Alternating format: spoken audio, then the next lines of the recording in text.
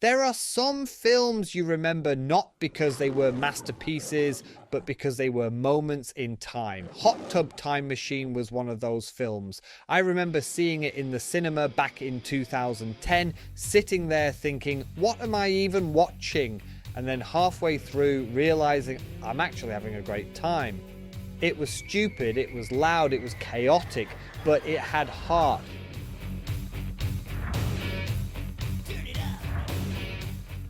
It had that weird charm only a film that knows it's ridiculous can pull off. Directed by Steve Pink, starring John Cusack, Rob Corddry, Craig Robinson. We'll go tomorrow. No, let's go now. Let's go now. I just gotta get rid of this thing. It's really uncomfortable. Wait, you should wait for the nurse. No, I got it. I got it. No, wait, hold up. No.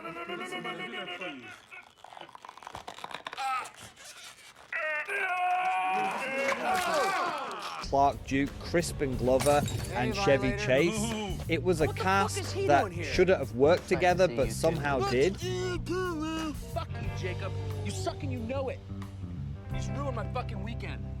They felt like real friends, real idiots, real people who'd absolutely end up in a time travel hot tub by accident. And the numbers backed it up. A $36 million budget, almost $66 million at the box office, and then another $34 million in home media. It wasn't a blockbuster one, but it didn't need to be. It became a cult hit, a film people quoted, rewatched, and recommended with that classic line, "Trust me, it's better than it sounds."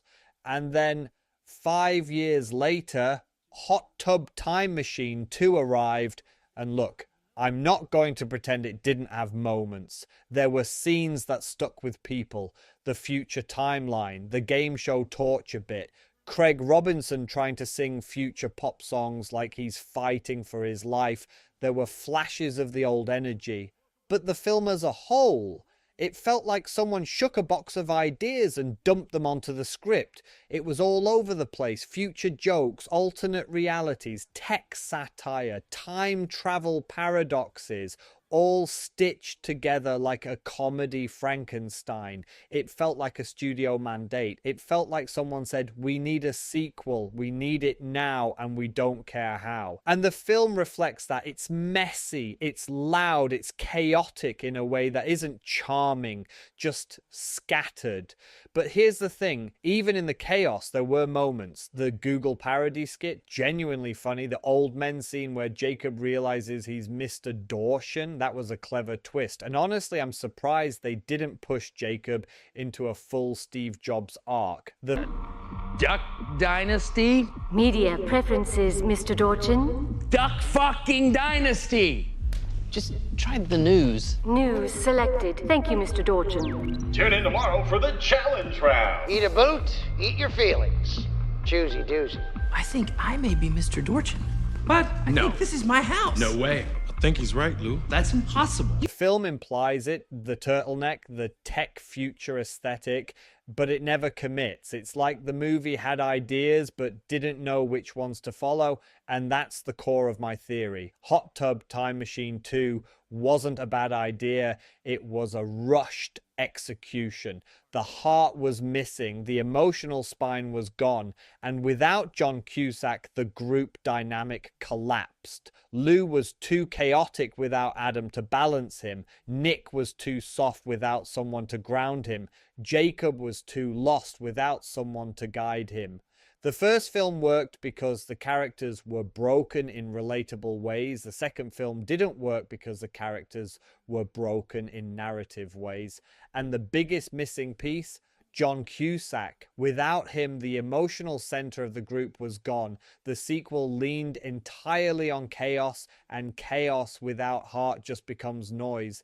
And the thing people forget is, the first film changed everything for these characters.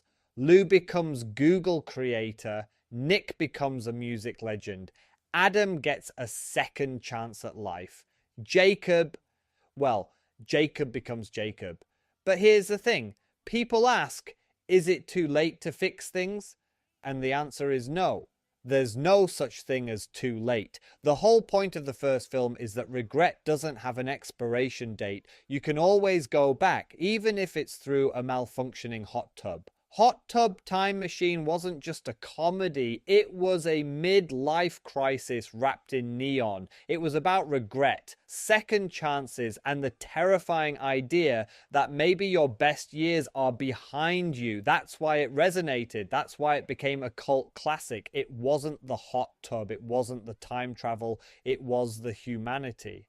Lou wasn't happy, that's the truth. Even with all the changes, even with all the success, he still wasn't happy. And that's the part the sequel forgot to explore. Instead of diving deeper into Lou's self-destruction, it turned him into a cartoon. Instead of exploring Jacob's identity crisis, it turned him into a punchline. Instead of giving Nick a real arc, it gave him future pop torture.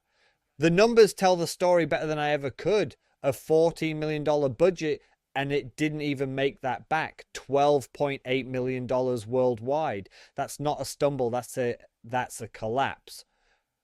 The first film worked because it was stupid fun. The second film was stupid chaotic.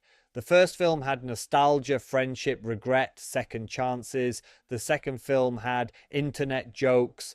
The first film had characters. The second film had punchlines. And that's the difference. That's why one became a cult classic and the other became a fucked up cautionary tale. But here's the thing. The story isn't dead. Not even close. A third film could bring everything full circle.